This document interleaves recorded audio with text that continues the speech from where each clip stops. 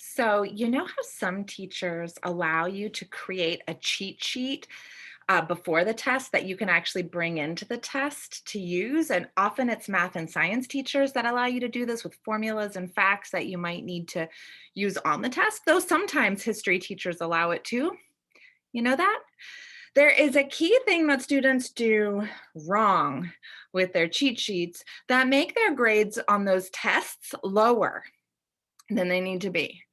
And here's what it is. I was actually working on this with a student during final exams, and she was allowed to create a cheat sheet for her physics teacher. And so the way she was going to prep for the test was just simply to make the cheat sheet.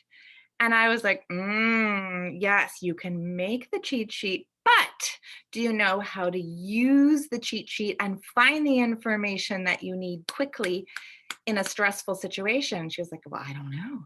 So what I suggested, and she still had another couple days to study, I suggested that she design her studying so that she would practice using her cheat sheet before she takes the test. And then she went, oh, I got it. I mean, it turns out that her teacher had actually provided a few sample tests and keys for that test. So she could actually open up the sample tests, have out her cheat sheet, practice taking the sample test in a timed way, and then and use the cheat sheet, to answer the questions, and then uh, grade it using the key the teacher gave her to see how well she'd done. She did this a couple of times before the test, one 2 nights before and one the night before. And so when she actually took the final, she was so much more prepared. She was used to using that cheat sheet and finding the information on it. And so she was able to access much more quickly. And this is a student who usually needs extra time on a test, but she was able to finish this test 15 minutes early as a result of this kind of practice. So if you've taken my anti-boring approach to powerful studying course, you know that it's important to study in the manner of the test. And this is an example of one way you can do that.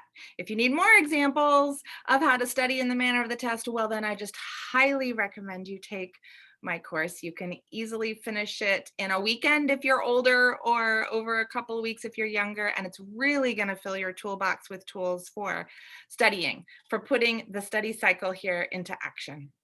So you can also always email me, Gretchen at gretchenwegner.com. I am an academic life coach and expert in all things anti-boring for students, teachers, and parents. So take care, everyone. I'll see you in the next video. Bye.